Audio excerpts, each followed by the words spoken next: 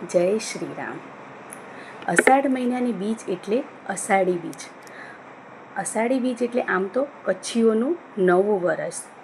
આપણે શ્રી કચ્છ કડવા પાટીદાર સનાતન સમાજમાં આપણે સૌ અષાઢી બીજનું આગવું મહત્ત્વ છે.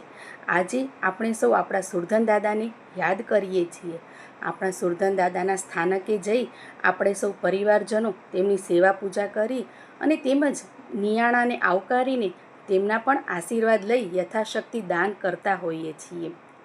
સુરધનને તો આપણે રોજ ઘરે યાદ કરતા જ હોઈએ છીએ, પણ આજે એક આગળ અનેરો દિવસ છે સુરધન દાદાને યાદ કરવાનો. સુરધન કોને કહેવાય એ એક મને નાનકડી વાત એટલે કે મેં ક્યાંક સાંભળેલું છે અને આપણા સૌની સમક્ષ હું રજૂ કરું. સુરધનમાં તો એટલી બધી વીરતા, ખુમારી અને સહનશીલતાથી ભરેલા હતા. એ લોકોએ આપણા સ્ત્રી અને ગાયની રક્ષા માટે પોતાના મસ્તક પણ ન્યોછાવર કરી દીધા. પોતાના જીવનું બલિદાન આપીને આજે પાળિયા તરીકે તે પૂજાય છે અને આજે પણ તે આપણી રક્ષા કરતા જ છે. તે જીવન છે. તે આજે પણ આપણી સૌની સાથે છે અને તે આપણી રક્ષા કરે છે. આપણા કુળની, આપણા પરિવારની રક્ષા કરતા આવ્યા છે અને કરતા રહેશે.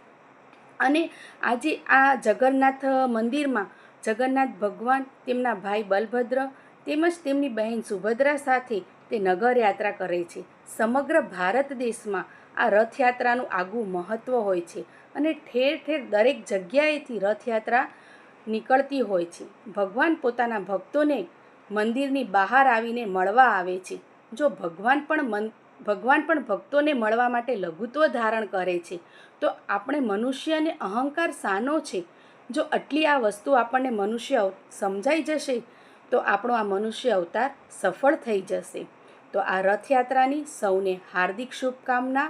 હેતલ પ્રિતેશ છાબૈયાના સૌને મારા જય જલારામ.